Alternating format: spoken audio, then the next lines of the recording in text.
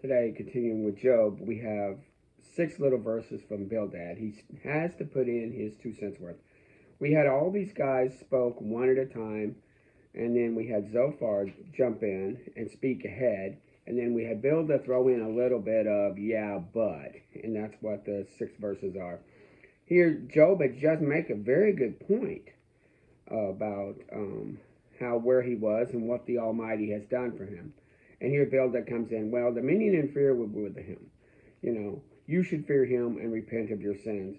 How can a man be justified before God? He hasn't even been listening. He's just going to hold on to what he believes, and he's putting in his last dig.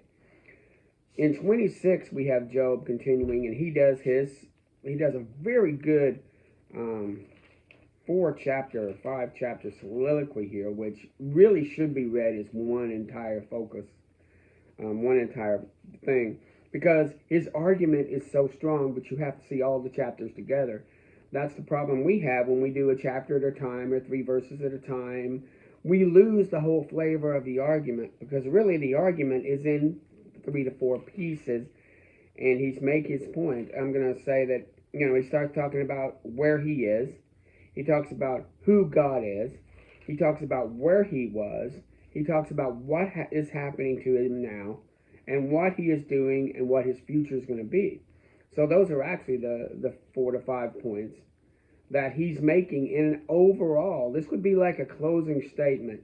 If you were going up before a judge, you're making a closing statement, and he shuts the mouths of these guys. Now, you'll have Elihu. I don't know where this guy came from. Come in and comment for 4 or 5, and that's just comic. That's just comic to see how his thought processes are. But looking at Job, and he comes in, he responds to Bildad, because Bildad is like, who can be justified before God? And he flips it on then. How have you helped one another? How have you helped those without powers? How have you counseled those that have no wisdom? To whom have you uttered words? And whose spirits came from thee? He talks about, well, then what have you done? Let's look at your life. Let's look at my life. Come on, how have you done good? And this is what stops them in their tracks. When you flip it back on them and they have to honestly say they haven't done any better than anybody else. Dead things are formed from under the waters and the inhabitants thereof. Hell is naked before him, talking about God, and destruction has no covering. He stretched forth out the north. He binds up the waters with thick clouds. He, this is God, holds back the face of his throne. He has encompassed the waters with bounds. The pillars of earth tremble. He divides the sea with his power. His spirit, he has garnered the heavens. Lo, these are the parts of his ways, but how little is heard of him. But the thunder of his power, who can understand? He's talking about this evident God. This God who's there. How could you not see this guy? He builds the stars. He sets up the earth. It hangs upon nothing. He holdeth back the face of his throne. He holds himself back on purpose. He is there. He's not hiding himself. You just can't stand his glory. The pillars of heaven tremble. He's talking about how powerful God is. How can you not see him? You claim to know God, yet you haven't seen, and you're not afraid to speak poorly of him. He continues, saying, as God liveth, who has taken away my judgment, and the Almighty, who has vexed my soul. All the while my breath is in me, and the Spirit of God is in my nostril. My lips will not speak wickedness, nor my tongue utter deceit.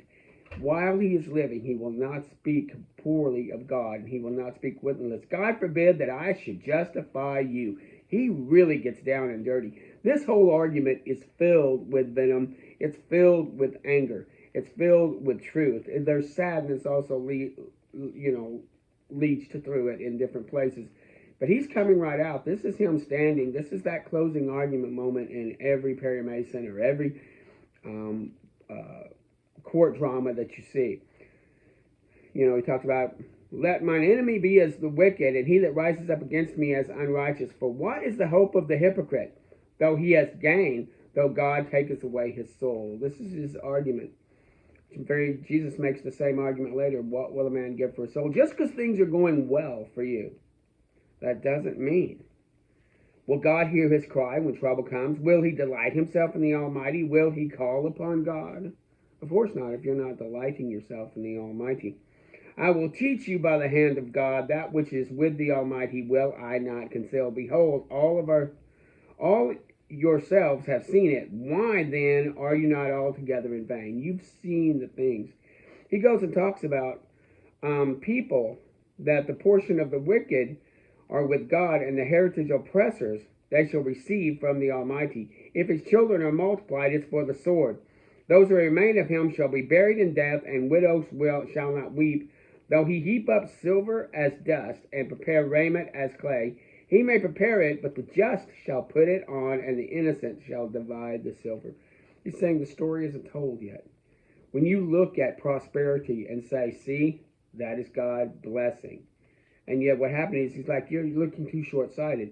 Even though God will allow the wicked to rise, but he says their children are only there for the sword, that they will be not wept over by widows, that their stuff shall become as dust, and their clothing shall be as clay. He shall prepare it for the just, and the innocent shall divide the silver. He builds his house as a moth, and a booth that the keeper maketh. The rich man shall lie down, but he shall not be gathered. He opens his eyes, and he is not. Terror shall take hold of him as waters. The east and the west shall carry him away. He's talking about the wicked. How the wicked say, well, I'm blessed and good of God because look at all my stuff. And he's like, that stuff doesn't matter. That stuff is only there to show, to be taken away and to be torn down and to be given to others. You're looking very short-sighted on this. Surely there is a vein of silver in the place for gold where they find it. Iron is taken out of the earth. He settles an end to a darkness and searches out all perfections, the stones of darkness and the shadow of death. The floods break forth upon the inhabitants, even the waters forgotten of the foot. They are dried up, they have gone away from men. There is a place of refining. And sometimes that refiner's fire is what's going on. God is refining people. Sometimes by giving them things as a way of refinement. Sometimes taking away as a way of refinement. So we see that he's talking about this perspective that we've also seen in Ecclesiastes, and Jesus had this same kind of perspective. What will a man give for his own soul? They're very short-sighted to say, I have, therefore I'm accepted. I have, therefore I'm accepted. Just because you have doesn't mean that could be laid up to be given away to the righteous. And that's where we kind of see the meek inheriting the earth. And we saw this several times in the history of Israel. How that they would go in, and when the Midianites, for example, left everything, and all these lepers came in and started taking stuff because they just abandoned it. So here we see that he's talking about how death will come, how refining comes to people. He talks about the lion's whelps have not trodden it. There's a place where God is working that man is not. And so God is so far over the earth, he is even in places where man is not. He talks about that. There's a place out of cometh bread, and under it turneth up as it were fire. The stones are of sapphires. There's a place that no fowl notices, and the vulture's eye has not seen, the lion's whelp hath not trodden it, nor the fierce lion. He puts forth his hand upon the rock. He overturns the mountains. He cuts down the rivers. He binds floods from overflowing. He does all these things where man is not around. That's how powerful this God is. But when you're searching for wisdom, he goes in 28, but where can wisdom be found? How can man find wisdom? He can't put a price on it.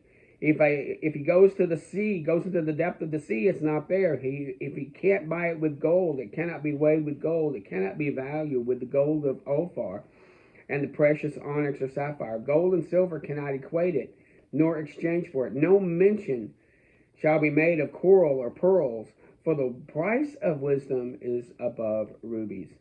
He makes the point of being wise. All these different things. Seeing it is hid from the eyes of all the living, and kept close from the fowl of the air. Destruction and death say, we have heard of its fame with our ears. God knoweth the way thereof, and he knoweth the place thereof. He looketh to the ends of the earth, and sees under the whole heaven. He talks about, yea, behold, the fear of the Lord, that is wisdom, and to depart from evil is understanding. So again, it says, where you get your wisdom from?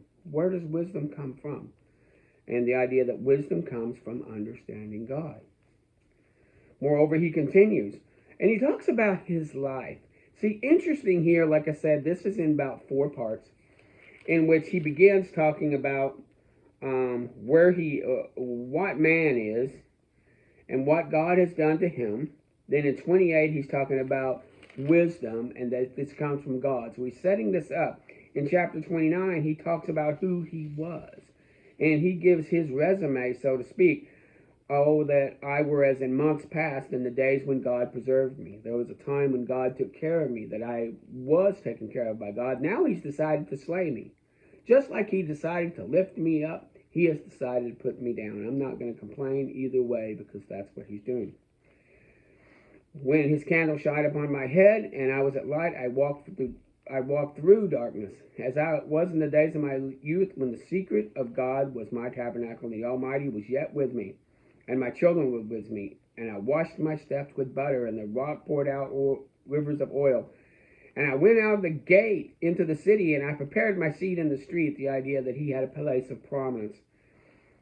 And the princes refrained from talking and laid their hands. Young men saw me and had trembling, and the ages arose.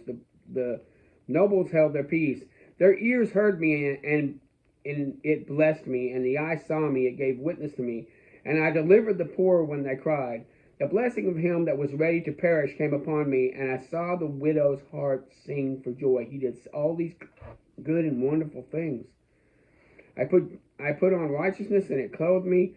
I was eyes to the blind and feet to the lame. I was a father to the poor. I broke the jaw of the wicked and plucked the spoil out of his teeth. Look at that. He was strong. If you were wicked, he would reach in, and he was the law. He also controlled the economy. If he paid good wages, no one could overpay. If he kept prices down, no one could overcharge. So he controlled a lot of justice and economy. I was a father to the poor. I break the jaws of the wicked. I shall die in my nest, and I will multiply my days as sand. My root is spread out to the waters. He spreads out to the waters, and the dew lasts all night upon my branch. My glory was fresh to me, and my bow was renewed in my hand. He was a strong man. And men gave ear and waited and kept silent at my counsel. He's noticing that hasn't happened anymore. I laughed on them, they believed it not, and the light of my countenance they cast not down. I chose out their way and sat chief, and dwelt as a king in the army, as ones that comforteth the mourners. So you see, he's giving his resume of who he was and what he did. And he's not puffing it up, but he is using them as a defense. It's okay for us Christians to defend ourselves. We don't have to say, I'm just a miserable sinner. I don't deserve anything. I think I'll just go lick a boot or eat some worms. Or life can be tough, but that's just the way it is. We can defend ourselves and say, no, here's what's going on in my life. You're not puffing up. This is not arrogance. He's just giving facts. In 30, he goes now and says, but where he is now. And he talks about how that now, they that are younger than I have hold me in derision, whose fathers I would disdain to set among the dogs of my flocks. Now I've got guys deriving me and picking at me, whose fathers I wouldn't even deign to be a shepherd to my flocks. And here they are. These vain, shallow men are now tearing at me. And wherefore did the strength of their hands profit me, in whom old age has perished? For want and famine they are solitary. They cut up the marrows of the bushes and the juniper roots for their meat. They are driven from among men. They dwell in the cliffs of the valleys, in caves. Among the bushes they braid. They braid like animals. These people are just turning into animals. They're just braying. Rah. You know, that's all they're doing. They are children of fools, the children of base men. And now am I their song, yea, I am their byword. They abhor me, they flee from me, and they spare not to spit in my face. Like I said, he's been terribly treated. He's been treated poorly. He talks about where he is. You know, he talks about they mar my path.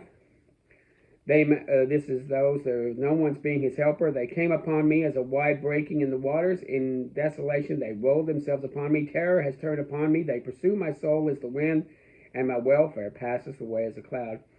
And my soul is poured out upon me. My bones are pierced in me every night. By the great force of my disease is my garment changed. He has cast me down into mire, and I am become like dust and ashes. But he there is God. That God has done this, but also those that are around him, those that were supposed to care about him, his wife and his family. Now, of course, his children have been dead, but his servants and the maids and all of those that just pass him by, and some kick and spit at him. I cry out, and thou dost not hear me. I stand up, and thou regardest me not. Thou art become cruel to me, like a strong hand opposing me. Thou liftest me up as the wind, and thou causest me to ride upon it, and dissolvest my substance. He talks about God. Did I not weep for him that was in trouble? Was not my soul grieved for the poor? Then I looked for good, and evil came to me, and when I waited for light, there came darkness. And he talks about, I am a brother of dragons and companions of owls. I am just disdained and put away out of society. And he talks about that. He makes a covenant with his eyes that he wouldn't even do something as simple as look upon a maid. That he would, for what is the portion of God thereof from above? Why even enjoy life at this point? See, this is where he's going to darkness. Why should I enjoy life? And that's where he finishes his last one. Remember, he broke this up.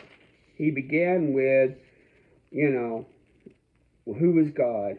And then he goes, what has happened to me and how God has delighted to do this upon me. Then he talks about, well, what is wisdom and how do you find it? Well, you find it with God. He defends himself and says, here's what I've done in my life. But then in 30, he talks about, but this is what's happened to me. I love this whole thing together. 26 through 31 should be read as one single thought. Here at the very end, he talks about where he is. Is not destruction to the wicked, and a strange punishment to the workers of iniquity. Doth not he see my ways and count all my steps? If I have walked in vanity, and he gets vile here. He says, if I've done this, if I've done that, if I've done this, then let this happen to me. Let this happen to me. I mean, this is really strong passages. Well, if I've done this, then let this happen. And he gets vulgar here. He gets really X-rated in a sense. He goes that, if my step has turned out of the way, and my heart walked after mine own eyes, and if any blot hath cleaved to mine hands, then let me sow and let another eat, and let my offspring be rooted out. If my heart has been deceived by a woman, or if I have laid wait as my neighbor's door, then let my wife grind with another, and let others bow down upon her. What he's saying there, that if I have had adultery, then let other men have adultery on my wife. And he gets pretty vulgar here. Let them grind. Think about that. Let these men come and grind on my wife. And others bow down upon her. You can imagine the vulgarness of that moment. If I've done these things, then let this happen. Let this happen. For if a fire has consumed to destruction and would root out mine increase, if I have despised the cause of my maidservant and manservant, then what will I do? Will God rise up? And when he visited me, what shall I answer? If I've done these things, how will I answer to God? Did he not make me out of the womb? If I have withheld from the poor, from their desire, or if I have eaten a morsel myself alone, and the fatherless have eaten nothing, if I have seen any perish for want of clothing, or poor without covering, if my loins have not blessed me, if he has not warmed with the fleece of my sheep, if I have lifted up my hand against the fatherless, then let my arm fall off from the shoulder blade, and my arm that is broken from the bone. If I've done these things, let my arm fall off. He's getting serious about, okay, if you say I've done these things. For destruction from God was a terror to me, and by reason of his highness I could not conjure. If I have made gold my hope, and if I have said to find gold, thou art my confidence, if I rejoiced because of my wealth was great, if I beheld the sun as it shined, and my heart hath secretly enticed, and I've kissed my own hand. Oh my gosh, look what you did. Look how powerful you have become. If also there were iniquity to be punished by the judge, for I should have denied the God that is above. If I've done these things, I'm denying God that is above. And if I rejoiced the destruction of him that hated me, neither have I suffered my mouth to sin by wishing a curse on his soul. If men of my tabernacle said not, oh, that we had his flesh, we would not be satisfied. The stranger did not lodge in the street, but I opened my door to the travailer. If I covered my transgressions as Adam, by hiding my iniquity in my bosom. Did I fear the great multitude? Did contempt of families terrify me? Oh, that one would hear, and behold, my desire is that Almighty would answer me. He's going to get that in a minute, but it flips. God holds him up. But he's getting very strong here. This whole argument, okay, fine, if this stuff has happened, it's almost calling down a curse from Almighty. That's what he's doing here. Lord, if I've done these things, then let's see some of your wrath right now. Let's see these arms fall off. Let's see men attack my wife. Let's see bad things happen to me. Did I fear the multitude of the contempt of the families? Surely I should take it upon my shoulder and bind it as a crown upon me. I would declare unto him the number of my steps. As the prince would I go near him. I will go and talk with this God, and I will declare the righteousness of who I am, because he's a righteous God. And he goes, if all these things happen, let cockles grow instead of wheat, and thistles grow instead of wheat, and cockles instead of barley. The idea is, let no prosperity happen to me if I've done any of these things. Let my shoulder fall off. Let my health, be worse. Let it be even worse. Let men grind with my wife. He's really pulling out the stops. Okay, God, if this is true, if what they're saying is true, but he knows it's not, I'm going to stand in my integrity before the Lord. And that's where we see the argument, the case of Eliphaz, Bildad, and Zophar against Job has now been done. They've made their arguments. He's made their counter argument. This is a great courtroom scene. But now the judge is almost going to rule, but we've got to see what Elihu has to say. We see a man who knows nothing and thinks he knows everything. But think about this argument that Job has made through 26 through 31. It's a very powerful argument. Again, like I said, who God is, where wisdom is, where I was, where I am, and what I say. I declare my righteousness and my integrity, and if not, then let things get even worse. Great argument to it, and tomorrow we get to see Elihu. But think about all of that, read it very carefully, and enjoy this text, because it's very good to see him just come out and lay these guys waste. Thank you.